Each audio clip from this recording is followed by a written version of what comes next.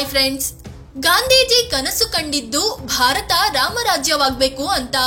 ಈಗಿನ ಕೆಲ ಡೋಂಗಿ ನಾಯಕರು ಹೇಳ್ಕೊಂಡು ಓಡಾಡ್ತಿರೋದು ಕೂಡ ಭಾರತವನ್ನು ರಾಮರಾಜ್ಯ ಮಾಡ್ತೀವಿ ಅಂತ. ಹಾಗಾದ್ರೆ ಅಸಲಿ ರಾಮರಾಜ್ಯ ಅಂದ್ರೆ ಏನು? ಆ ರಾಮರಾಜ್ಯ ಹೇಗಿತ್ತು? ಭಾರತ ರಾಮರಾಜ್ಯ ಆಗ್ಬೇಕಾದ್ರೆ ಏನೆಲ್ಲ ಬದಲಾಗಬೇಕು? ಒಂದ್ ವೇಳೆ ರಾಮರಾಜ್ಯ ಸ್ಥಾಪನೆ ಆದ್ರೆ ಭಾರತ ಹೇಗಿರುತ್ತೆ? ರಾಮ ಮಂದಿರ ಸ್ಥಾಪನೆ ಆದ ಕೂಡಲೇ ರಾಮರಾಜ್ಯ ಸ್ಥಾಪನೆ ಆಗುತ್ತಾ? ಎಲ್ಲವನ್ನು ಈ ಅಪರೂಪದ ವಿಡಿಯೋದಲ್ಲಿ ಹೇಳ್ತೀವಿ. ಅದಕ್ಕೂ ಮುನ್ನ ನೀವಿನ್ನೂ ನಮ್ಮ ಚಾನೆಲ್ಗೆ ಸಬ್ಸ್ಕ್ರೈಬ್ ಆಗಿಲ್ಲ ಅಂದ್ರೆ ಈ ಕೂಡಲೇ ಆಗಿ ಪಕ್ಕದ ಗಂಟೆ ಗುರುತಿನ ಮೇಲೆ ಕ್ಲಿಕ್ ಮಾಡಿ. ರಾಮರಾಜ್ಯ ಅಂದ್ರೆ ಏನು? ರಾಮರಾಜ್ಯ ಅಂದ ಕೂಡಲೇ ಹಿಂದೂಗಳ ರಾಜ್ಯ ಅಂತ ಅರ್ಥವಲ್ಲ. ರಾಮರಾಜ್ಯ ಅಂದ್ರೆ ಅಲ್ಲಿರೋ ಎಲ್ಲರೂ ಧರ್ಮವನ್ನ ಪಾಲಿಸಬೇಕು.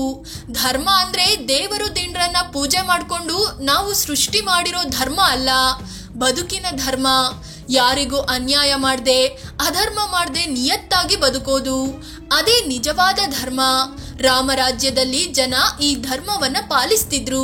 ರಾಮನ ರಾಜ್ಯದಲ್ಲಿ ಪ್ರತಿಯೊಬ್ಬ ವ್ಯಕ್ತಿ ಸಂತೋಷದಿಂದ ಜೀವನ ಸಾಗಿಸ್ತಿದ್ರು. ಜನರಿಗೆ ಯಾವುದೇ ರೀತಿಯ ಅನಾರೋಗ್ಯ, ನೋವು ಕಾಡ್ತಿರ್ಲಿಲ್ಲ. ಒಳ್ಳೆಯ ಗುಣಗಳನ್ನು ಹೊಂದಿದ್ದ ಸದ್ಬುದ್ಧಿಯ ಜನ ಇಲ್ಲಿ ವಾಸವಾಗಿದ್ರು.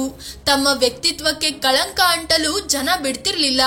ಕಳ್ಳತನ, ಮೋಸ, ದಗೆ, ವಂಚನೆ, ದರೋಡೆ, ಅತ್ಯಾಚಾರ ರಾಮರಾಜ್ಯದಲ್ಲಿ ನಡೀತಿರ್ಲಿಲ್ಲ. ಜನ ಯಾವುದೇ ರೀತಿಯ ತೊಂದರೆ ಇಲ್ಲದೆ ಸುಖಿ ಜೀವನ ನಡೆಸ್ತಿದ್ರು. ರಾಮರಾಜ್ಯದಲ್ಲಿ ಜನರ ಪಾತ್ರವೇನು? ರಾಮರಾಜ್ಯದಲ್ಲಿ ಪ್ರತಿಯೊಬ್ಬರು ಅವರವರ ನಂಬಿಕೆಗೆ ಅನುಗುಣವಾಗಿ ಪೂಜೆ ಪುನಸ್ಕಾರ ಮಾಡ್ತಿದ್ರು. ಒಬ್ಬರು ಮತ್ತೊಬ್ಬರ ನಂಬಿಕೆಗಳಿಗೆ ಧಕ್ಕೆ ಉಂಟು ಮಾಡ್ತಿರ್ಲಿಲ್ಲ. ಎಲ್ಲರೂ ನಿಜ ಧರ್ಮದ ಸಿದ್ಧಾಂತಗಳನ್ನು ಫಾಲೋ ಮಾಡ್ತಿದ್ರು. ಸತ್ಯ, ಶುದ್ಧತೆ, ದಯೆ ಮತ್ತು ದಾನ ಅನ್ನೋದು ಜನರ ಜೀವನದ ಭಾಗವಾಗಿತ್ತು. ಜನ ಕನಸಿನಲ್ಲೂ ಪಾಪ ಕೃತ್ಯಗಳನ್ನು ಮಾಡೋ ಬಗ್ಗೆ ಯೋಚಿಸ್ತಿರ್ಲಿಲ್ಲ. ರಾಮ ರಾಜ್ಯದಲ್ಲಿ ಸೋಮಾರಿಗಳಿಗೆ ಜಾಗ ಇರಲಿಲ್ಲ. ಬದಲಿಗೆ ಪ್ರತಿದಿನವೂ ದುಡಿದು ಜೀವನ ಸಾಗಿಸ್ತಿದ್ರು. ಸಮಾಜದಲ್ಲಿ ಪುರುಷರಷ್ಟೇ ಮಹಿಳೆಯರಿಗೂ ಗೌರವಗಳಿದ್ವು. ಜನರು ಔದಾರ್ಯ ಹೊಂದಿದ್ದು ಜ್ಞಾನಿಗಳಾಗಿದ್ರು. ಪರಸ್ಪರ ಒಬ್ಬರಿಗೊಬ್ಬರು ಗೌರವಿಸಿಕೊಳ್ತಿದ್ರು. ಪರಿಸರ ಮತ್ತು ಪ್ರಾಣಿ ಪಕ್ಷಿಗಳು. ರಾಮರಾಜ್ಯದಲ್ಲಿ ಪ್ರಕೃತಿಯನ್ನು ಈಗಿನ ಹಾಗೆ ನಾಶ ಮಾಡ್ತಿರ್ಲಿಲ್ಲ. ಹಚ್ಚ ಹಸಿರಿನಿಂದ ಕೂಡಿದ ಪರಿಶುದ್ಧವಾದ ಪರಿಸರ ಆಗ ಇತ್ತು. ಪ್ರಾಣಿ ಪಕ್ಷಿಗಳಿಗೆ ಎಲ್ಲಾ ರೀತಿಯ ಬದುಕುವ ಹಕ್ಕು ಇತ್ತು. ಯಾವುದೇ ಭಯ ಇಲ್ಲದೆ ಆರಾಮಾಗಿ ಓಡಾಡ್ಕೊಂಡು ಇದ್ವು. ಹಸುಗಳ ಬಗ್ಗೆ ಅಂತೂ ತುಂಬಾ ಕಾಳಜಿ ವಹಿಸಲಾಗ್ತಿತ್ತು. ಶುದ್ಧ ಗಾಳಿ, ಆಹಾರ ನೀಡೋ ಮರಗಿಡಗಳು, ಖನಿಜಗಳನ್ನು ನೀಡೋ ಪರ್ವತಗಳನ್ನು ಕೂಡ ಗೌರವದಿಂದ ನೋಡಲಾಗ್ತಿತ್ತು. ಸಮುದ್ರದ ನೀರು ದಡ ದಾಟಿ ಬರ್ತಿರ್ಲಿಲ್ಲ.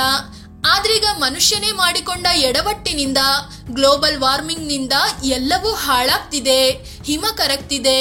ಸಮುದ್ರ ಮಟ್ಟ ವರ್ಷದಿಂದ ವರ್ಷಕ್ಕೆ ಏರುತ್ತಲೇ ಇದೆ. ರಾಮರಾಜ್ಯದಲ್ಲಿ ನದಿಗಳು ಸ್ವಚ್ಛವಾಗಿ ಇದ್ವು. ನದಿ ನೀರನ್ನು ನೇರವಾಗಿ ಕುಡಿಯೋ ಹಾಗೆ ಇತ್ತು. ರಾಮರಾಜ್ಯದ ನಾಯಕತ್ವ ಹೇಗಿತ್ತು ಗೊತ್ತಾ? ಆ ರಾಮರಾಜ್ಯದಲ್ಲಿ ಆಡಳಿತದ ನೇತೃತ್ವ ವಹಿಸಿದವರು ಪ್ರಜೆಗಳ ಮಾತು ಕೇಳಬೇಕಿತ್ತು. ಏನೇ ದೊಡ್ಡ ನಿರ್ಧಾರ ತಗೊಳ್ಬೇಕಾದ್ರೂ ಜನರ ಸಲಹೆ ಪಡೆಯೋದು ಅನಿವಾರ್ಯವಾಗಿತ್ತು. ಅದೇ ರೀತಿ ಒಬ್ಬ ಅಗಸ ಸೀತೆಯ ಮೇಲೆ ಡೌಟ್ ಪಟ್ಟಿದ್ದಕ್ಕೆ ಪತ್ನಿ ಸೀತೆಯನ್ನು ರಾಮ ತ್ಯಾಗ ಮಾಡಿದ್ರು. ಪ್ರಜೆಗಳ ಮಾತಿಗೆ ರಾಜನಲ್ಲಿ ಅಷ್ಟು ಗೌರವವಿತ್ತು. ಇನ್ನು ನಾಯಕ ಆಗೋನು ಗುರು, ತಂದೆ, ತಾಯಿಯ ಮಾತನ್ನು ಅಲ್ಲಗೆಳೆಯುವಂತೆಯೇ ಇರಲಿಲ್ಲ.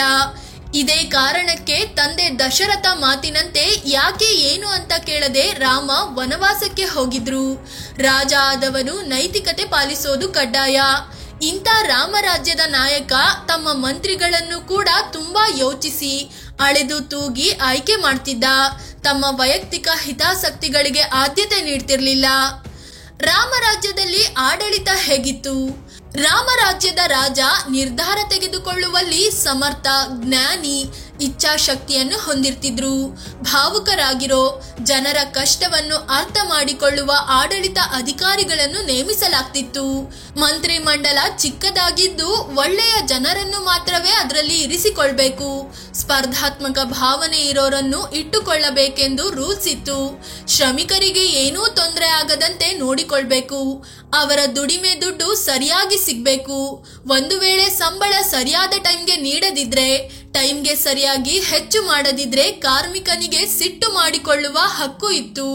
ಕೆಲಸ ಮಾಡಿದವರಿಗೆ ಸಂಬಳ ಕೊಡೋದ್ರಲ್ಲಿ ಅನ್ಯಾಯ ಮಾಡಿದ್ರೆ ಅದು ಇಡೀ ರಾಜ್ಯಕ್ಕೆ ಮೋಸ ಮಾಡಿದಂತೆ ಅನ್ನೋ ನಂಬಿಕೆ ಇತ್ತು. ರಾಜನಾದವನು ಹಣಕಾಸಿನ ವಿಚಾರದಲ್ಲಿ ವಿಶೇಷವಾದ ಗಮನ ಹೊಂದಿರಬೇಕು. ದುಡಿಮೆ ಜಾಸ್ತಿ ಇರಬೇಕು, ಖರ್ಚು ಕಡಿಮೆ ಇರಬೇಕು. ಉಳಿದ ದುಡ್ಡನ್ನು ರಾಜ ಬಡವರಿಗೆ, ಅಗತ್ಯ ಇರೋರಿಗೆ ಹಂಚಬೇಕು ಅನ್ನೋ ನಿಯಮವಿತ್ತು. ಜನರಿಗೆ ಅಗತ್ಯವಾದ ಯೋಜನೆಗಳನ್ನು ಶುರು ಮಾಡೋದು ಕೂಡ ಆಡಳಿತಗಾರ ಅಥವಾ ರಾಜನ ದೊಡ್ಡ ಜವಾಬ್ದಾರಿಯಾಗಿತ್ತು. ರಾಮ ಮಂದಿರದಿಂದ ರಾಮರಾಜ್ಯ ಸಾಧ್ಯನಾ? ಅಯೋಧ್ಯೆಯಲ್ಲಿ ರಾಮ ಮಂದಿರ ನಿರ್ಮಾಣವಾಗಿದೆ. ಈ ಮೂಲಕ ನೂರಾರು ವರ್ಷಗಳ ಹಿಂದೂ ಸಮುದಾಯದ ಕನಸು, ರಾಮ ಭಕ್ತರ ಕನಸು ನೆರವೇರಿದೆ.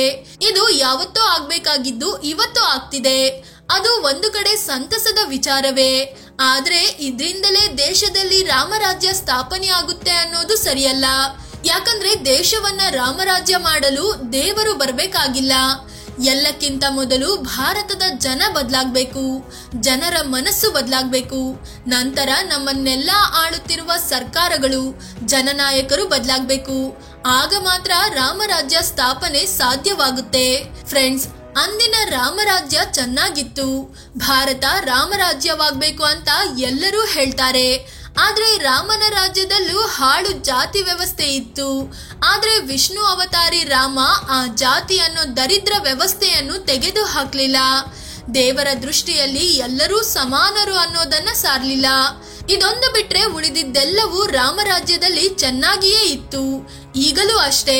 ರಾಮರಾಜ್ಯ ಸ್ಥಾಪನೆಯಾದ್ರೂ ಅದರಲ್ಲಿರೋ ಜಾತಿ ಅನ್ನೋ ಪದ ಅಳಿಸಿ ಹೋಗಲಿ ಅನ್ನೋದು ನಮ್ಮ ಆಶಯ. ಈ ಬಗ್ಗೆ ನಿಮಗೇನ್ ಅನ್ಸುತ್ತೆ? ಕಾಮೆಂಟ್ ಮಾಡಿ ನಿಮ್ಮ ಅಭಿಪ್ರಾಯ ಹೇಳಿ. ಅದೇ ರೀತಿ ನೀವಿನ್ನೂ ನಮ್ಮ ಚಾನೆಲ್ಗೆ ಸಬ್ಸ್ಕ್ರೈಬ್ ಆಗಿಲ್ಲ ಅಂದ್ರೆ ಈ ಕೂಡಲೇ ಆಗಿ ಪಕ್ಕದ ಗಂಟೆ ಗುರುತಿನ ಮೇಲೆ ಕ್ಲಿಕ್ ಮಾಡಿ. ಧನ್ಯವಾದ.